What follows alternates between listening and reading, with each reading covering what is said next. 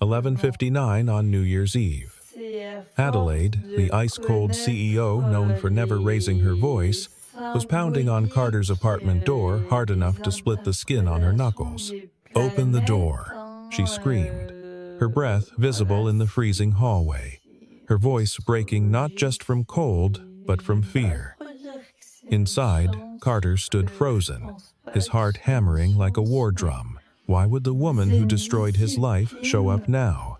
Outside, in the streets below, crowds were counting down. A contract would activate at exactly midnight, stripping the company from Adelaide's hands. She had 1 minute left to beg his forgiveness and to kiss him under the fireworks. Carter lived in an old apartment building on the edge of the city, the kind developers called pre-war charm, but residents knew as crumbling plaster and flickering hallway lights. The corridor outside his door was narrow, painted a yellowish beige that had aged into something closer to nicotine stain. Water damage bloomed across the ceiling in brown flowers that the landlord kept promising to fix. At this hour, the building was mostly quiet, except for the distant thump of music from someone else's New Year's party 3 floors down, and the mechanical wheeze of an ancient radiator that clanked and hissed like it was fighting for its life.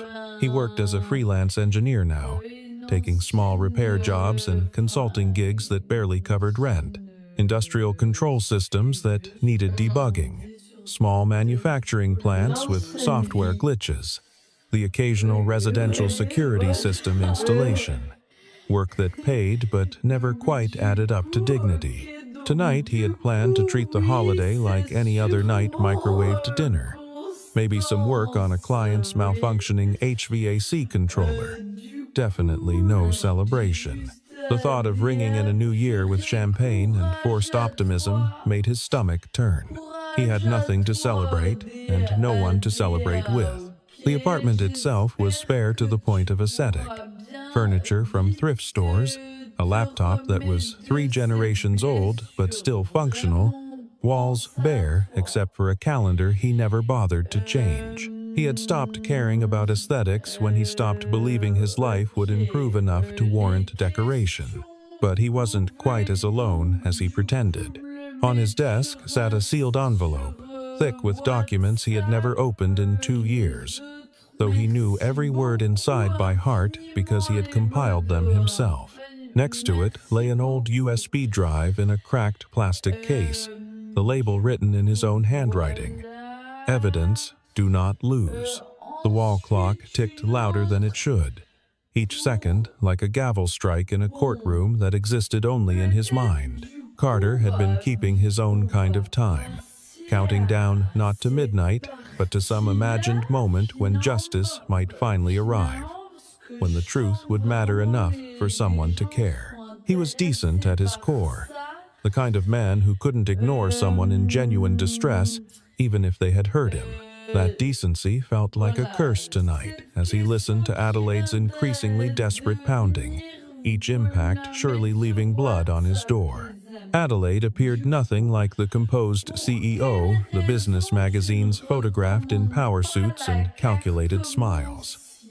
Her hair was wild, dark strands plastered to her forehead with a mix of cold rain and panicked sweat. The expensive wool coat she wore, probably cost $3,000 off some designer rack, was soaked through, clinging to her shoulders and dripping onto the worn hallway carpet. Her makeup had run in streaks down her cheeks, mascara creating dark trails that made her look like she had aged 10 years in one night. Most striking were her eyes red-rimmed as though she had been crying for hours, or perhaps had simply not slept in days, living on coffee and desperation. Her hands were bleeding. Not a little scrape from catching a nail on something sharp, but real damage, knuckles split and raw from hammering against solid wood like she was trying to break through to salvation on the other side. Blood ran down her wrists and disappeared into the sleeves of her expensive coat. Every impact must have sent pain shooting up her arms, but she kept hitting the door anyway. Why was she screaming instead of knocking politely? Because she had less than 60 seconds before midnight triggered a legal clause that would end her. because someone was following her through these hallways, footsteps echoing in the stairwell below, because the woman who had spent 2 years giving orders to boardrooms had finally run out of people who would listen. The contradiction lived in every syllable, she shouted. "Open the door," was simultaneously a CEO's command and a drowning woman's plea. She was used to having doors opened for her, held wide by assistants and subordinates. Tonight, she was begging for an inch of space, a crack of light, any sign that forgiveness was possible. Clinton stood behind the coup, a board member with ice water in his veins and a lawyer's gift for finding loopholes in contracts. He had been planning this for months, maybe years. Vivian served as chief financial officer, her voice always soft and sweet as honey, while her spreadsheets concealed rot. Finn worked as an economic investigator, the kind who untangled white-collar crimes and corporate fraud, and he owed Carter a favor from years back. Henry was the old company advisor who had watched Adelaide and Carter fall in love while building something from nothing, and who now sat silent under threats to his pension and reputation. Why did Carter say Adelaide destroyed his life? What had she done to make him vanish from hers completely?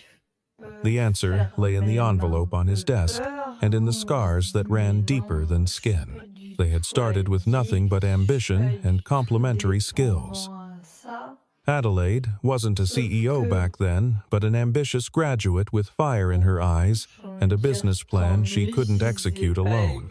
She understood markets and people, could read a room and know exactly what story investors wanted to hear. Carter was the technical genius who could turn her vision into reality, who could code for 16 hours straight and emerge with systems that actually worked. Together, they built the company from absolute zero all-night coding sessions in a rented office that smelled like instant noodles and desperation. Adelaide pitching to investors, while Carter kept the servers from melting down and the whole fragile operation from collapsing. The romantic moments came in the spaces between exhaustion.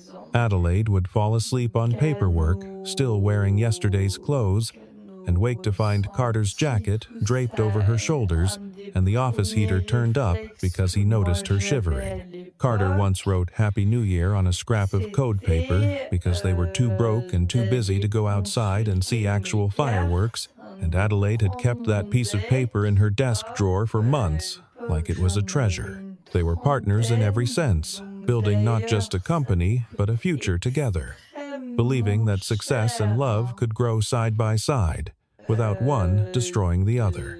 But success brought new players to the table, and with them came new rules. When the company's value started climbing into territory that attracted serious investment, the board of directors wanted control. They wanted professional management, meaning people they could manipulate. Clinton saw Carter as a liability, a man who knew too many technical secrets, who had access to the core systems and intellectual property, who didn't belong to any political faction or owe favors to the right people. Carter was the wrong kind of brilliant, the kind that threatened people who preferred power to talent, who valued loyalty over competence. Vivian whispered poison in Adelaide's ear during late-night strategy sessions. She talked about the future, about investor confidence, about the image of a decisive CEO who didn't let personal attachments cloud judgment. She made Adelaide believe that ruthlessness was the same thing as strength. The moment of betrayal came down to a choice Adelaide thought she had to make. The board presented an ultimatum: remove Carter, or watch the company collapse immediately. They would pull funding, cancel contracts, unleash a coordinated attack that would destroy everything she had built. The weapons they gave her were surgical and cruel. Carter was framed as the source of a data breach, a security incident that threatened client trust. The evidence was manufactured by Clinton and Vivian, but looked damning enough. Adelaide stood before cameras and journalists and said nothing to defend him. She didn't accuse him directly, but her silence was louder than any accusation. The media filled in the blanks. Carter became the scapegoat. He didn't fight, didn't rage or plead or make a scene. He simply packed his things and left, stopping only to say one sentence to Adelaide in the empty office they used to share. "When you finally call me, it might already be too late." Then he walked out of the building and out of her life. 2 years passed. Adelaide built her empire higher while the foundation rotted. And tonight, at 11:59, his prediction was coming true. The New Year's Eve party glittered with the kind of wealth that made normal people uncomfortable. Crystal chandeliers threw light across marble floors, while waiters in crisp uniforms carried champagne that cost more per glass than Carter's monthly rent. Adelaide moved through the crowd, feeling like she was drowning in air, surrounded by congratulations that sounded like threats. The men in tailored suits smiled at her with calculating eyes.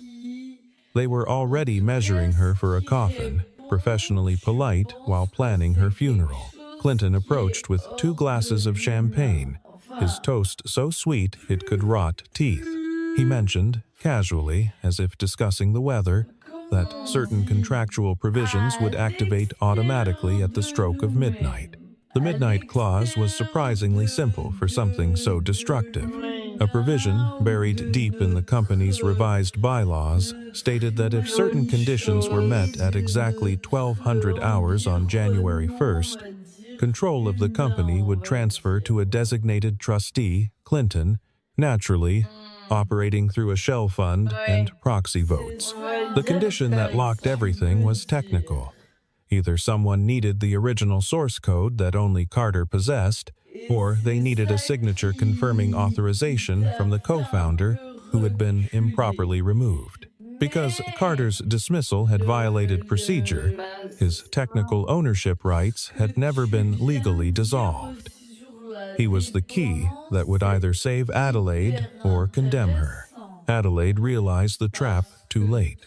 The only person who could stop this midnight coup was the person she had betrayed, the person who had every reason to let her burn. She didn't have time for elaborate plans or careful approaches. Carter wouldn't answer her calls, she knew, because she had tried 3 times over the past 2 years, and he had blocked her number after the first attempt. She couldn't send an intermediary because trust was the currency she needed, and trust couldn't be delegated. Her only option was to go there herself, to abandon the glittering party and run through cold streets in expensive heels that weren't meant for running, to find his address through old employment records, to climb the stairs of his shabby building because the elevator was broken, to arrive at his door at 11:59 and pound until her hands bled. Behind her in the hallway, she could hear footsteps. Someone from the party had followed her, maybe to ensure she didn't find a way out of the trap. Inside the apartment, Carter heard the pounding and felt his old instincts war with his hard-earned defenses. He had spent 2 years building walls around the part of himself that used to trust her. He had been pulled into Adelaide's chaos before, swept up in her ambition and her crises, and it had ended with his name dragged through mud. Why was this happening at exactly 11:59? What did she want from him besides convenience? Could he really believe that any part of this was about him rather than about what he could do for her? He looked at the clock. 11:59 and 20 seconds. His hand moved toward the door lock, then stopped. Adelaide's voice was breaking apart outside. She tried to keep the CEO's authority in her tone, but it shattered like glass. "Carter, open the door. Please." The word "please" sounded like it was being torn out of her throat. She had spent 2 years as someone who never begged.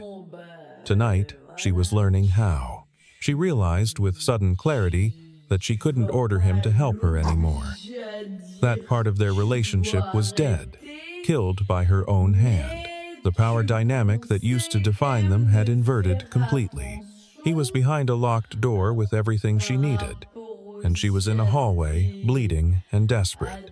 The danger was getting closer. Footsteps echoed in the stairwell. An elevator dinged on a lower floor, which was impossible because the elevator was broken unless someone had gotten it working just to chase her here. Adelaide said one sentence that cut through all of Carter's defenses. If you don't open this door, at midnight I lose everything. But I didn't come here just because of the company. Her voice dropped to something raw and true. I came because I was wrong. Carter's hand trembled on the deadbolt. The phone in his pocket showed 11:59 and 45 seconds. 46. 47. The lock clicked. The door opened a crack, not wide enough to be welcoming, just enough to show Carter's face in the gap. He looked older than Adelaide remembered, with lines around his eyes that hadn't been there before. His expression was granite. "What do you want from me?" His voice was flat, deliberately empty of emotion. Adelaide was shaking, but she met his eyes directly. "I came to ask you to save me, and to tell you the truth." She wasn't crying, but her face held something worse than tears, the hollowed-out expression of someone who had stopped being able to lie to herself. She confessed 3 things in rapid sequence. First, that she had stayed silent when he was framed.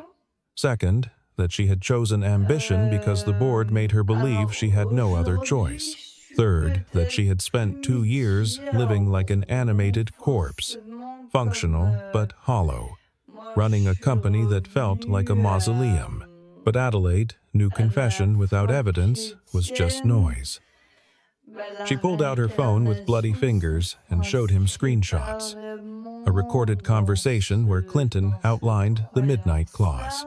Messages from Vivian coordinating the timing. A text from Clinton sent just 20 minutes ago. "At midnight, you'll be nothing but a placeholder." Carter didn't soften. Couldn't afford to.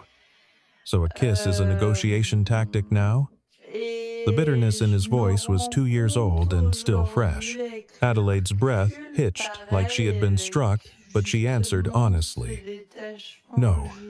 The kiss is something I owe you from the last time I turned my back." Her voice barely rose above a whisper. "I came to give you back what I stole, if you help me stop midnight. After that, if you want me gone, I'll go." The clock read 11:59 and 55 seconds. Carter was forming another question when new knocking came at the door, harder, colder, more professional than Adelaide's desperate hammering.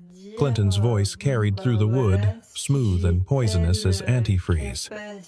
"Adelaide, you've wandered off course." The words were phrased like concern, but landed like threats. Carter understood instantly.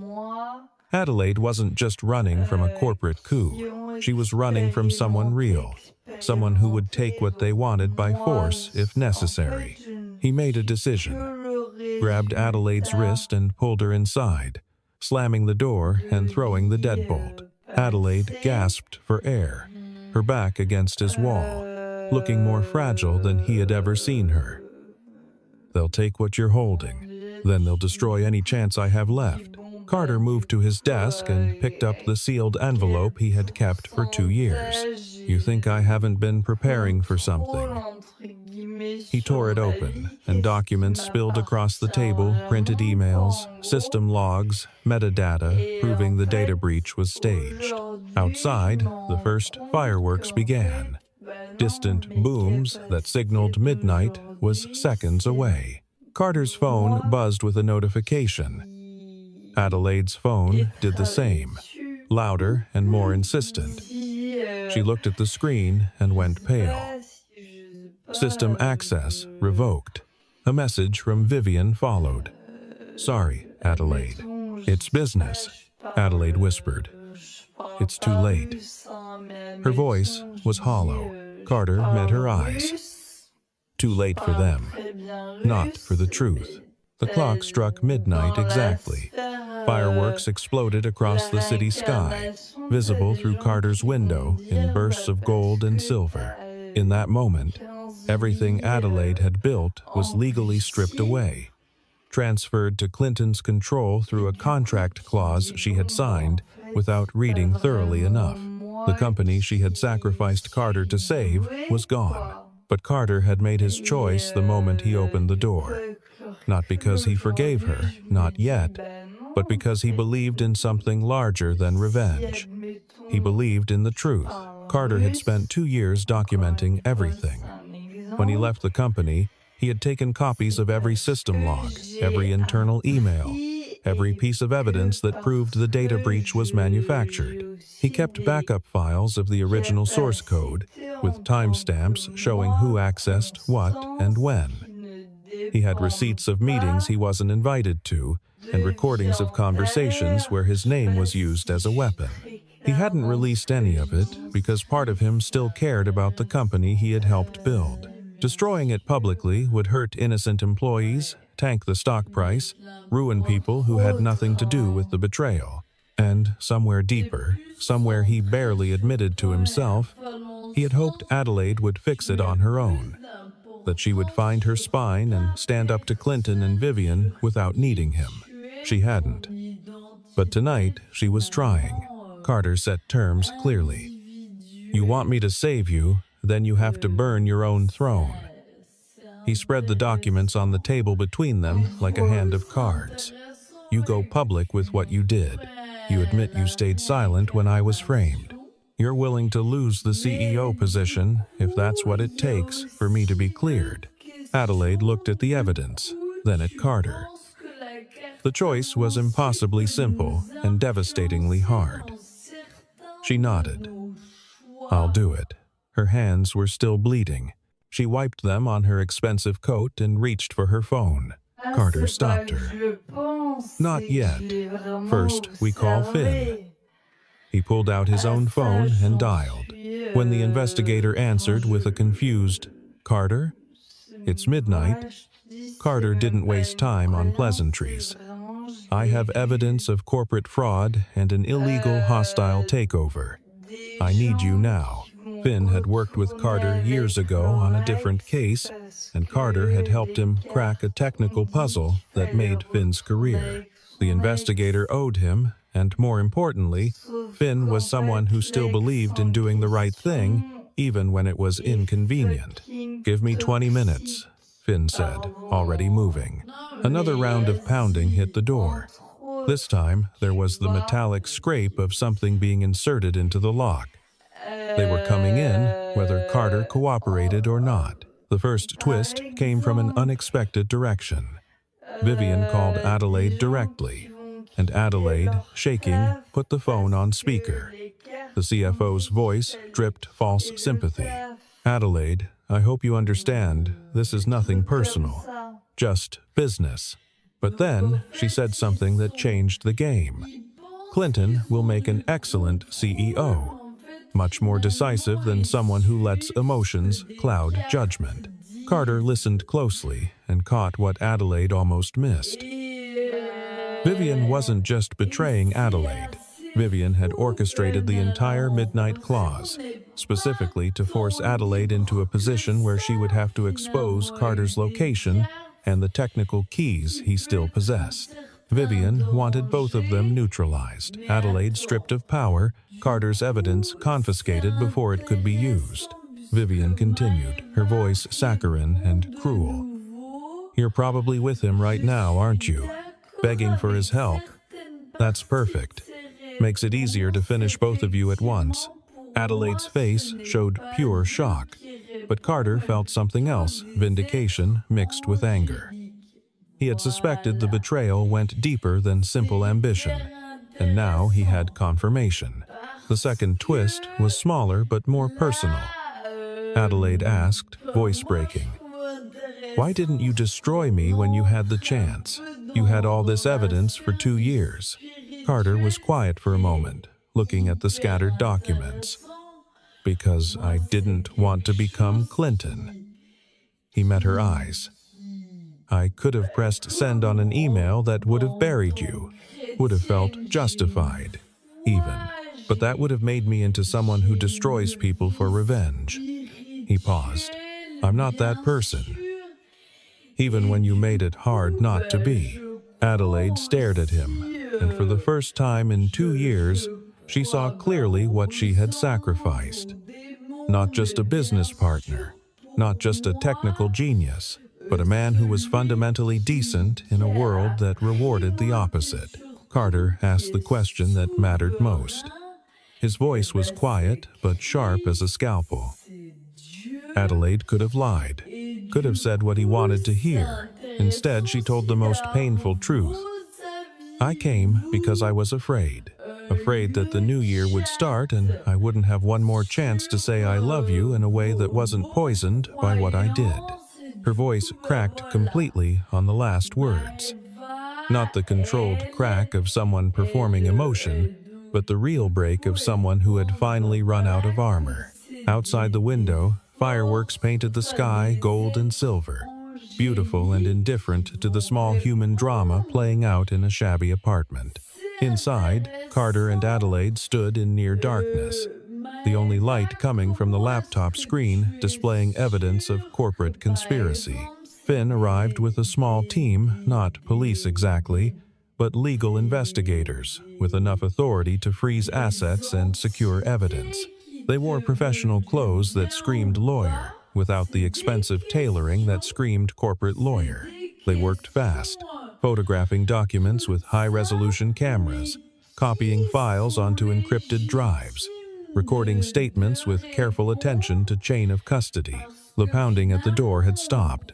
Whoever was trying to break in had apparently decided that witnesses and legal authorities made forced entry too risky, or perhaps they were regrouping for another approach. Carter and Adelaide sat at the laptop while Finn set up a video connection to an emergency board meeting that was still technically in session. The technology was strange, connecting this shabby apartment with its peeling paint and second-hand furniture to a boardroom that probably had original art on the walls and chairs that cost more than Carter's monthly rent. Board members appeared on screen one by one, some still at the New Year's party with champagne glasses visible in the background, others calling in from homes or offices with bookshelves carefully arranged behind them. Clinton's face was prominent on the main screen, his expression carefully neutral, but his eyes alert for danger like a predator sensing a trap. Adelaide appeared on camera without makeup, without polish, without any of the armor she usually wore into battle. Her expensive coat was dirty and wet. Her hands were bandaged from where Finn's assistant had cleaned and wrapped the wounds, white gauze stark against her pale skin. She looked nothing like the CEO they were used to seeing in quarterly reports and investor presentations. She looked human and broken, and somehow more powerful because of it. Like vulnerability had burned away everything false and left only what was real. She spoke simply, each word chosen for truth rather than strategy. I need to make a statement. 2 years ago, I allowed an innocent person to be blamed for a data breach he didn't commit. I stayed silent when Carter Hayes was framed because I was told the company would collapse if I didn't. The board presented me with an ultimatum: sacrifice Carter, or watch everything we built get destroyed overnight. Her voice was steady now, past fear or pride or any concern for how this would play in tomorrow's headlines. I chose the company over the truth. I chose my position over a person. I take full responsibility for that choice and its consequences. The board erupted in chaos. Legal counsel started making objections about liability and improper statements. Several members tried to speak at once, voices overlapping into incomprehensible noise. Clinton tried to call for adjournment, citing procedural concerns and the late hour. But Adelaide kept talking, and the investigators made sure the connection stayed live. Finn's hand hovering over the keyboard, ready to block any attempt to cut the feed.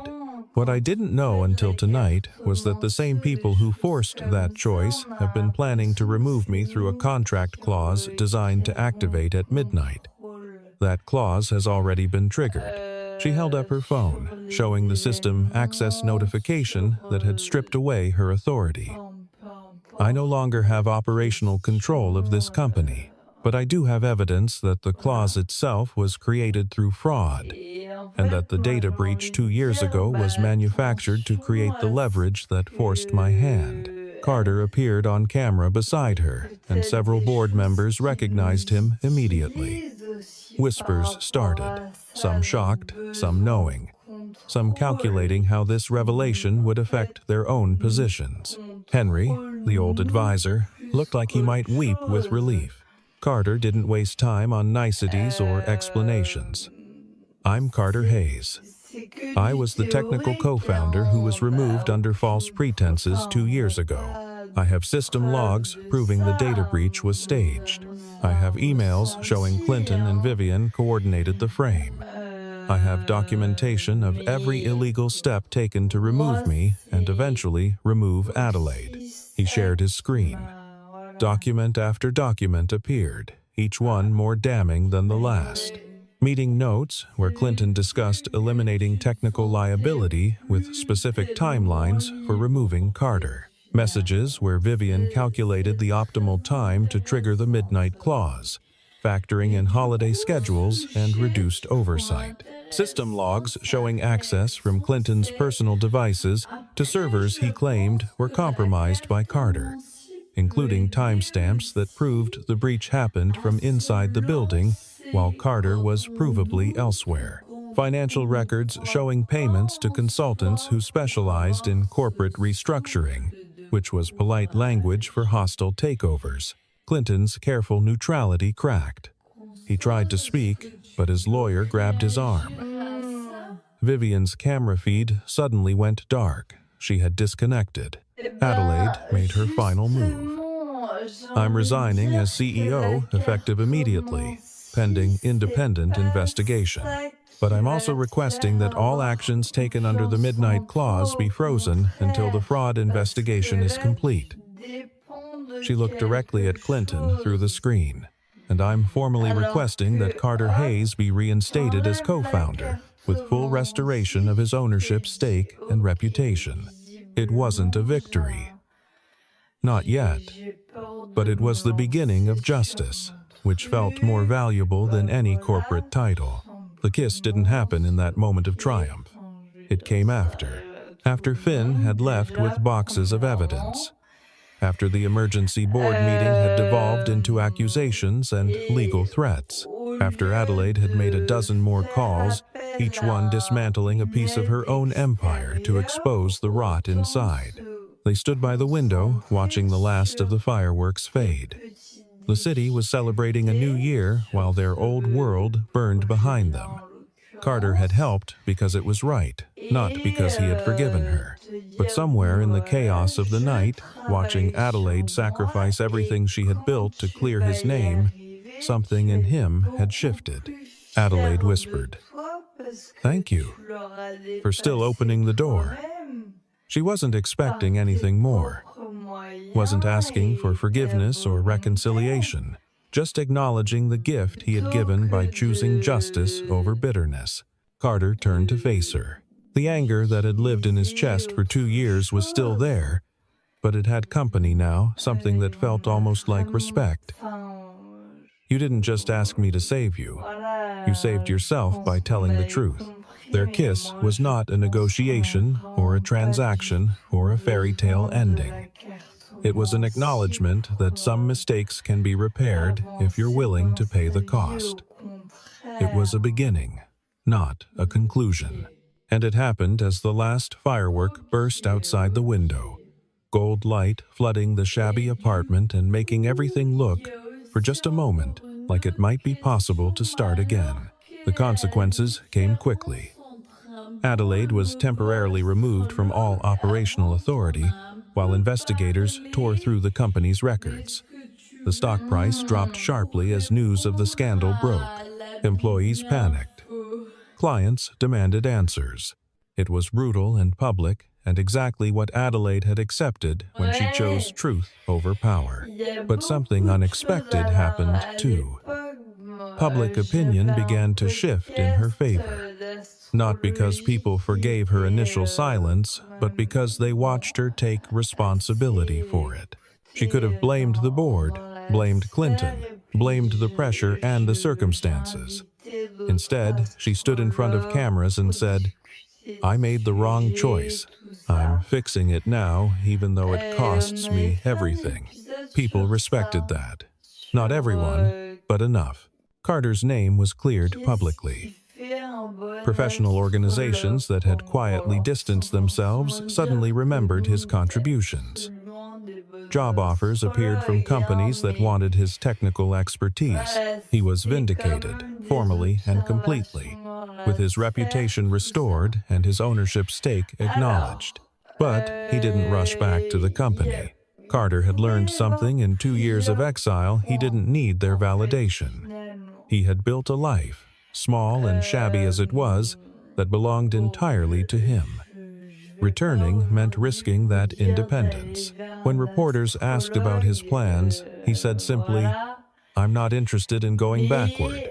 If there's a future here, it has to be something new, not a restoration of what was." One morning in early January, Adelaide stood outside Carter's apartment again. This time she didn't pound desperately. This time she wasn't running from anyone. She knocked gently and waited, holding 2 cups of coffee from the shop 3 blocks away. Carter opened the door. Not a crack this time, but enough to see her clearly in the morning light. She looked different without the CEO armor, tired, but somehow lighter, like she had put down a weight she didn't know she was carrying.